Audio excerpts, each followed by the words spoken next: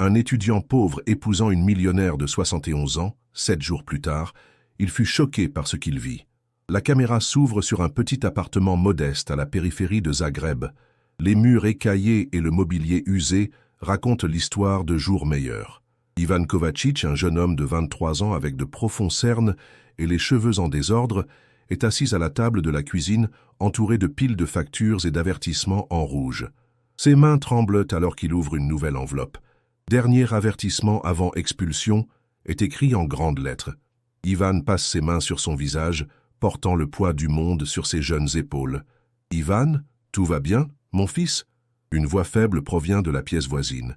Ivan cache rapidement les factures sous un manuel de droit pénal. « Tout va très bien, maman.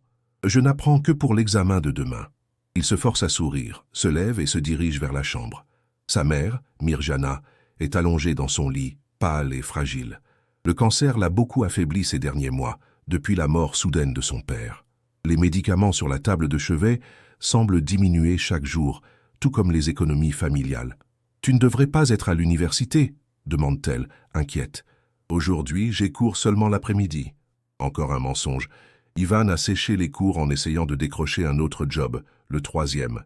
La banque menaçait de saisir la maison. Les dettes laissées par son père grossissaient comme une avalanche, et les traitements de Mirjana engloutissaient chaque centime qu'il parvenait à gagner. Flashback. Petit Ivan rit pendant que son père le fait tournoyer dans les airs. « Un jour, mon fils, tu deviendras un grand avocat. Je te fournirai tout ce dont tu as besoin. » Retour au présent. Ivan ajuste la couverture sur sa mère, réprimant ses larmes. Comment tout cela a-t-il pu changer si vite? Son père, un entrepreneur respecté, était mort en laissant seulement des dettes mystérieuses. L'empire qu'il avait construit était effondré du jour au lendemain. Alors qu'Ivan retourne à la cuisine, son téléphone sonne. Un numéro inconnu. « Allô? Monsieur Kovačić? Je vous appelle du bureau de Madame Vera Novak. Elle aimerait vous rencontrer demain à 15 heures. » Ivan fronce les sourcils. Vera Novak, la riche veuve millionnaire? Le lendemain, Ivan se tient devant l'imposante villa de Pantovčak. Le bâtiment est monumental comme un palais d'un autre temps, entouré d'une haute clôture en fer et de jardins parfaitement entretenus. Alors qu'il ajuste nerveusement la cravate empruntée à un ami, Ivan se demande ce que Vera Novak, 71 ans, veut de lui. Ils ne se sont jamais rencontrés, mais le nom Novak résonne dans sa tête. Son père avait mentionné ce nom, il y a longtemps, lors de conversations à huis clos. Un vieux majordome ouvre les portes massives et l'introduit dans le hall somptueux. « Madame vous attend dans la véranda. » Vera Novak est assise droite dans un élégant fauteuil, entourée de plantes exotiques et de lumière filtrant à travers les parois de verre de la véranda. Malgré son âge, sa posture est digne et ses yeux gris sont plus acérés qu'un couteau. « Monsieur Kovačić, merci d'être venu. » Sa voix est calme, mesurée. « Je suis votre situation depuis un certain temps. » Ivan s'assoit, confus. « C'est ma situation. Votre père et mon défunt mari avaient des liens d'affaires. Je sais pour vos dettes, pour l'état de santé de votre mère. » Elle prend une gorgée de thé. « Je sais aussi que vous êtes un excellent étudiant en droit, malgré toutes ces difficultés. » Ivan est stupéfait. Comment cette femme sait-elle tant de choses sur lui? « J'ai une proposition pour vous, monsieur Kovačić. » Vera repose sa tasse. « Je souhaite rembourser toutes vos dettes. Je veux payer le meilleur traitement pour votre mère, et je veux vous assurer un avenir financier. » Le cœur d'Ivan commence à battre la chamade. Cela doit être un rêve. Pourquoi feriez-vous cela? Vera se penche, l'examinant. « Parce que j'ai besoin d'un mari. » Ivan se cogne presque la gorge. « Quoi? J'ai besoin de quelqu'un qui portera mon nom, qui sera mon héritier légal. Un mariage de convenance, pour être clair. Votre jeunesse et ma richesse, nous obtenons tous deux ce dont nous avons besoin. » La tête d'Ivan tourne. « Mais pourquoi moi ?» Vera se lève, s'approchant de la fenêtre. « Parfois, monsieur Kovačić, le destin nous unit à des personnes pour des raisons que nous ne comprenons pas immédiatement. » Dans l'esprit d'Ivan, le chaos des pensées s'emballe. Peut-il vraiment entrer dans un tel arrangement? Que dirait sa mère? Mais l'alternative est la peur de l'expulsion, des médicaments insuffisants pour sa mère. « Vous avez 24 heures pour réfléchir, » dit Vera, sans se retourner. « Mais n'oubliez pas, votre mère n'a pas tant de temps. Le mariage a été silencieux et rapide, célébré à la mairie sans cérémonie. Mirjana a pleuré de joie quand les médecins lui ont dit qu'elle allait recevoir un traitement expérimental dans une clinique privée en Suisse. Ivan ne pouvait pas lui dire la vérité, qu'il avait vendu son avenir pour sa vie. Maintenant, 7 jours après le mariage, Ivan se promène dans les longs couloirs de la villa qui est devenue sa nouvelle maison. Les serviteurs, elles, évitent, leur regard plein de désapprobation lorsqu'ils pensent qu'ils ne les voient pas. « Jeune chasseur de richesse », chuchote-t-il, mais Vera se comporte de manière étonnamment correcte. Elle a sa propre partie de la maison, demandant rarement sa présence, sauf pour des dîners occasionnels ou lorsqu'ils reçoivent des avocats pour signer divers documents. Ivan a obtenu une carte de crédit avec une limite illimitée et son propre bureau pour continuer ses études. Pourtant, quelque chose ne laisse pas Ivan en paix. De petits détails qui ne correspondent pas. Pourquoi certaines zones de la villa sont-elles toujours verrouillées? Pourquoi Vera parle-t-elle parfois pendant des heures au téléphone en allemand, une langue qu'Ivan ne comprend pas, interrompant dès qu'il entre dans la pièce? Et pourquoi son père n'a-t-il jamais mentionné la famille Novak, s'ils étaient partenaires commerciaux? Une nuit, alors que Vera dort, Ivan sort discrètement de sa chambre. Pas à pas, il traverse les couloirs sombres jusqu'à l'aile privée de Vera. Son cœur bat la chamade, alors qu'il s'approche des portes massives de son bureau. La lumière de la lune filtre par la fenêtre, illuminant le mobilier ancien. Ivan fouille prudemment les tiroirs du lourd bureau, sachant qu'il risque tout s'il est découvert. Dans le dernier tiroir, sous un faux fond, il trouve un dossier au nom de son père. Ivan l'ouvre et l'air lui manque dans la gorge. Des photos de son père avec un homme qu'il reconnaît comme le défunt mari de Vera, Anton Novak. Des documents, des contrats, de la correspondance. Les dettes mentionnées ne sont pas celles qu'Ivan a remboursées. Tu as trouvé ce que tu cherchais? Ivan se fige. À la porte se tient Vera, dans une élégante nuisette, son visage impassible comme de la pierre. Qui êtes-vous vraiment? Demande Ivan, tenant les documents. Et quel rapport mon père a-t-il avec vous? Vera entre lentement dans la pièce, ses yeux plus froids que jamais. Ton père, Ivan, était le partenaire de mon mari dans le business immobilier. Ensemble, ils ont construit un empire. Et ensuite, mon père a trahi. Quoi? Il a détourné des millions, a transféré la propriété à lui-même avec de faux documents, puis a disparu avec l'argent. Mon mari a eu une crise cardiaque en l'apprenant. Il est mort brisé et ruiné. Ivan secoue la tête. Ce n'est pas vrai. Mon père N était pas un voleur. Vera sourit froidement. Vraiment? Alors comment expliques-tu ces documents? Des comptes offshore aux îles Caïmans? Derrière chaque grande richesse se cache un grand crime. Ivan. Ton père n'était tout simplement pas assez intelligent pour cacher le sien. Ivan sent que son monde s'effondre. Alors pourquoi vous êtes-vous marié avec moi? Le sourire de Vera devient sinistre. La vengeance, mon cher mari, se serre toujours froide. Des heures après l'affrontement dans le bureau, Ivan est assis au bord du lit dans sa chambre, des documents éparpillés autour de lui. Des photos montrant son père dans des stations balnéaires luxueuses, sur des yachts, avec des gens qu'Ivan n'a jamais connus. Des relevés bancaires montrant des transferts de millions vers des comptes secrets. Est-il possible? L'homme qu'il a adoré, qui lui a appris l'honnêteté et l'intégrité, était-il un simple escroc? Tôt le matin, Ivan appelle son ami de l'université, Marco, l'un des rares et à qui il fait encore confiance. Tu dois vérifier les antécédents d'Anton Novak et de ses affaires, chuchote Ivan au téléphone. Et tu dois me dire tout ce que tu peux trouver sur les conséquences juridiques d'un mariage conclu sous de fausses présomptions. Dans les jours qui suivent, Ivan feint la normalité. Il prend le petit déjeuner avec Vera, assiste aux cours et passe même plusieurs heures par jour à lire dans le jardin de la villa. Mais la nuit, il enquête. Dans le sous-sol, il trouve de vieilles boîtes avec des documents. Dans le bureau de son père, maintenant fermé, il découvre un coffre caché derrière un tableau. Les pièces du puzzle commencent lentement à s'assembler, mais l'image qui émerge n'est pas celle qu'Ivan s'était attendue. Oui, son père avait détourné de l'argent d'une entreprise commune. Mais pourquoi? Dans le coffre, Ivan trouve des documents médicaux. Sa mère avait souffert d'un cancer il y a 10 ans. Un traitement expérimental aux États-Unis avait coûté des millions.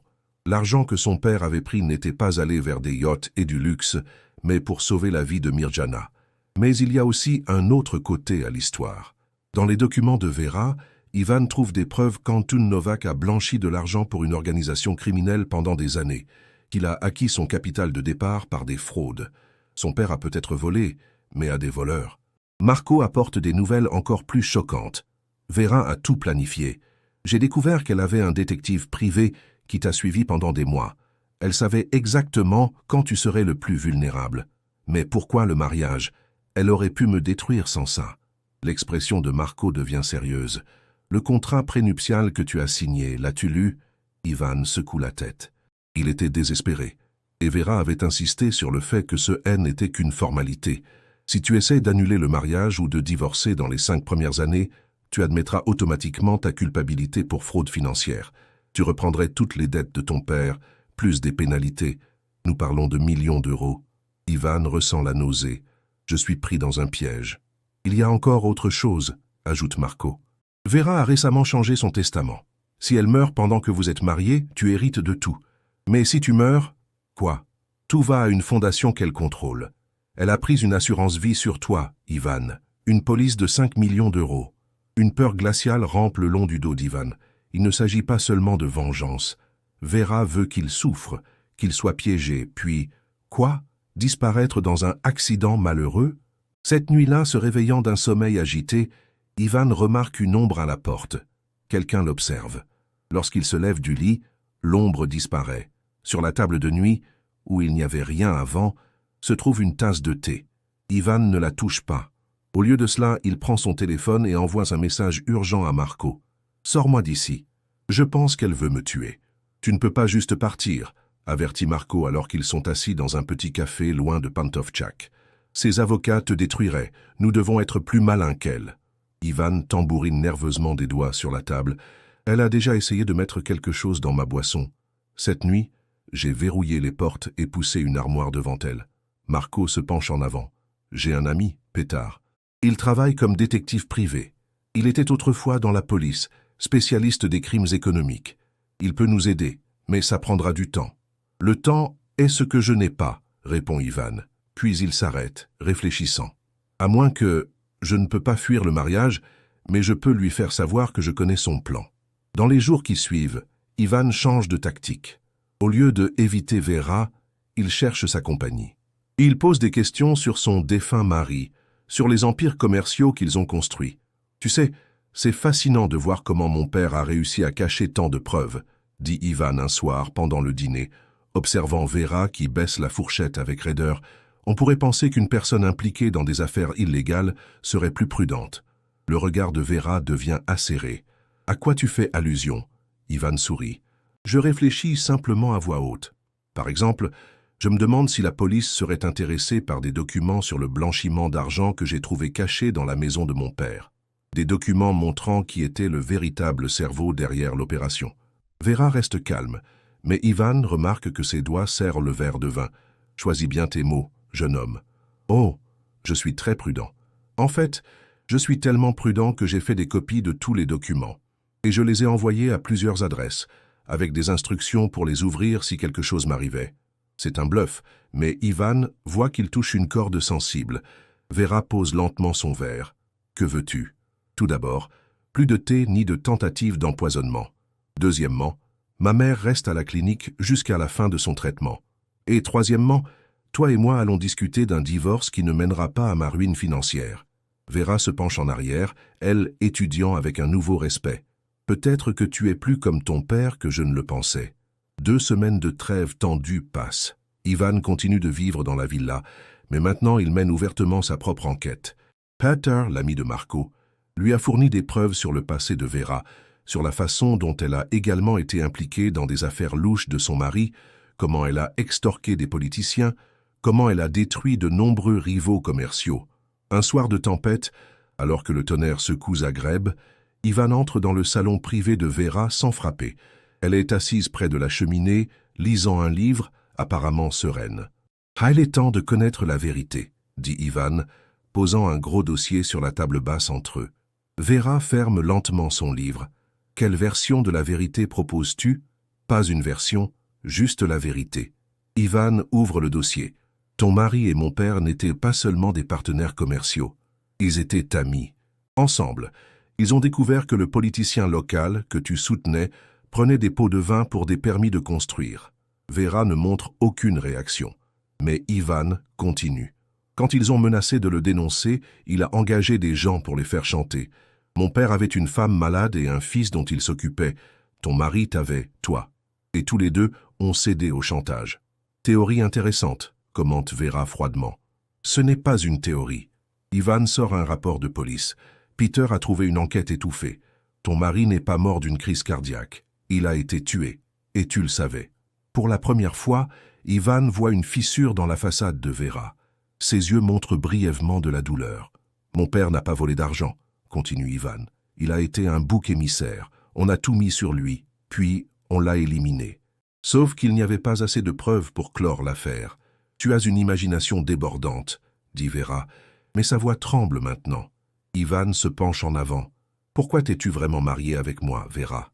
Ce haine était pas par vengeance, n'est-ce pas? Tu avais peur. Tu avais peur que je découvre un jour, en tant qu'avocat, la vérité et que je poursuive le combat de mon père.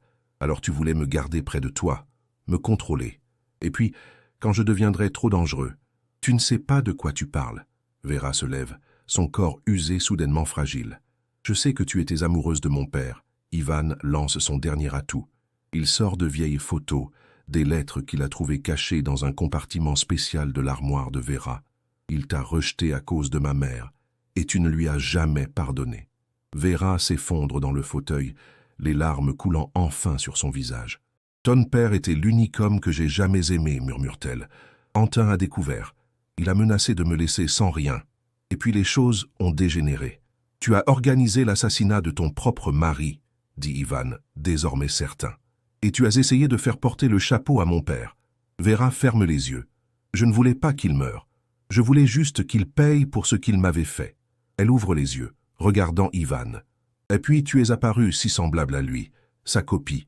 Et tu as décidé de te débarrasser de moi, conclut Ivan. Non, écrit Vera. Je voulais te voir de près, comprendre ce qu'il voyait en ta mère et pas en moi. Et puis, je ne pouvais pas supporter cette ressemblance. Ce regard, dehors, le tonnerre devient plus fort. Deux âmes brisées, unies par l'amour pour le même homme, font face à l'horrible vérité qui a détruit leurs deux familles. Une semaine après la confrontation, Vera Novak est arrêtée. Les preuves qu'Ivan a rassemblées, combinées au contact de Peter dans la police, étaient suffisantes pour ouvrir une nouvelle enquête sur le meurtre d'Antun Novak. Les médias se sont emparés de l'histoire. La riche veuve a orchestré l'assassinat de son mari à cause d'un amour non partagé. Ivan est assis dans une chambre d'hôpital à côté de sa mère, qui se remet du dernier traitement. Il lui tient la main tandis que la télévision montre Vera emmenée de sa villa. « Est-ce elle ?» demande Mirjana d'une voix faible. « Ta femme ?» Ivan hoche lentement la tête. Il lui a raconté toute l'histoire, sans embellissement. Elle méritait de connaître la vérité sur le mari qu'elle aimait. Que va-t-il se passer maintenant? Les avocats disent que le mariage sera annulé, répond Ivan. Tout sera traité comme si cela n'avait jamais eu lieu. Et nous? Que va-t-il advenir de nous? L'inquiétude dans les yeux de sa mère fait couler des larmes dans ceux d'Ivan. Ne t'inquiète pas, maman. Les médecins disent que le traitement fonctionne, et moi, je m'en sortirai. Ce qu'il n'a pas dit à sa mère, c'est qu'il a remis presque toutes les preuves au parquet, sauf un dossier. Un dossier qui prouve que son père, malgré tout, a tout de même détourné une partie de l'argent. L'argent qui a permis le premier traitement de Mirjana il y a 10 ans. Certaines vérités doivent rester enfouies, pense Ivan. À la télévision, Vera se tourne brièvement vers les caméras. Malgré les menottes et la honte, sa posture reste droite, digne. Ses yeux, semble-t-il à Ivan, cherchent son regard à travers l'écran. Et pendant un instant, il voit en eux quelque chose de étonnant. Pas de haine, mais de la tristesse. Vera Novak N n'était pas un monstre. Elle était une femme brisée dont l'amour non partagé s'est transformé en obsession, puis en tragédie. À sa manière déformée, elle a aimé son père plus que quiconque aurait pu l'imaginer. 6 mois plus tard, Ivan se tient devant le bâtiment de la faculté de droit. Il vient de passer son dernier examen. Le diplôme est à portée de main. Le procès contre Vera Novak est arrivé à son terme. Elle a été condamnée à 15 ans de prison. La villa de Pantovčak est scellée comme preuve dans l'affaire et Ivan a reçu une indemnité significative en tant que victime de fraude. Mais le plus grand changement s'est produit en lui-même. Le jeune homme qui était autrefois prêt à vendre son avenir par désespoir est désormais un homme qui comprend que la vie est complexe, que de bonnes personnes font parfois de mauvaises choses par amour, et qu'il peut même exister une étincelle d'humanité dans la plus noire des âmes. En sortant de la faculté, Ivan trouve une lettre dans sa boîte aux lettres. Sans expéditeur, mais il reconnaît l'écriture. « Vera, cher Ivan, écrit-elle, Quand tu liras ceci, je serai déjà loin de Zagreb. Je veux que tu saches que je n'ai jamais eu l'intention de faire du mal à ta mère. Mon combat était contre ton père et mes propres démons. Je mérite la punition qui m'a été infligée, mais avant de partir, je veux faire une dernière chose. La villa de Pantovčak est désormais à toi, ainsi que tous les fonds sur les comptes que mes avocats n'ont pas pu geler. Utilise-les à bon escient. Ton père serait fier de l'homme que tu es devenu, plus qu'il n'a jamais été fier de moi. Avec respect, Vera. Ivan plie la lettre et la range dans sa poche. Une nouvelle force coule dans ses veines. La décision est prise. La villa sera vendue, et l'argent sera utilisé pour créer une fondation pour traiter les enfants atteints de cancer. Le reste ira à un fonds pour les étudiants en droit issus de familles en difficulté financière. Alors qu'il marche vers la station de tramway, Ivan sent le poids du passé le quitter enfin. Il n'oublie pas, mais il pardonne à son père, à Vera, et surtout à lui-même. La caméra se retire, montrant Ivan debout sur le balcon d'un petit mais confortable appartement. Sa mère, maintenant visiblement en meilleure santé, arrose des fleurs sur le rebord de la fenêtre. La vie n'est pas parfaite, mais elle est la leur. Vraiment la leur. Ivan tient une photo de son père, la regardant avec une nouvelle compréhension. Parfois, Ivan parle directement à la caméra. Nous pensons connaître ceux que nous aimons. Mais chaque personne porte des secrets que nous ne pouvons même pas imaginer. On entend le son d'une cloche. Ivan ouvre la porte et se retrouve face à une jeune femme avec un dossier. Une nouvelle étudiante dont la fondation d'Ivan finance les études. Les leçons les plus importantes de la vie ne se trouvent pas dans les livres.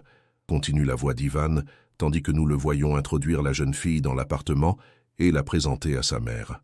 Elle résidant dans notre capacité à pardonner, à comprendre et à ne jamais cesser de croire en la puissance d'un autre choix. À l'écran, nous voyons des plans courts, Vera dans la bibliothèque de la prison enseignant la lecture à d'autres détenus, Marco et Petar ouvrant leur propre cabinet d'avocats, des photos du père d'Ivan et de Vera dans leur jeunesse, souriant et plein d'espoir. Cette histoire n'est pas seulement une question de vengeance et de tromperie, conclut Ivan. Elle parle de la façon dont l'amour, même tordu par le temps et les circonstances, peut avoir le pouvoir de nous détruire ou de nous sauver. La caméra s'arrête sur le visage d'Ivan alors qu'il sourit doucement, enfin en paix avec son passé. Si cette histoire vous a touché, partagez-la avec ceux que vous aimez, car nous ne savons jamais ce que les autres traversent et combien notre compréhension peut signifier. Abonnez-vous à notre chaîne pour plus d'histoires émouvantes qui nous rappellent la complexité du cœur humain et la force du pardon.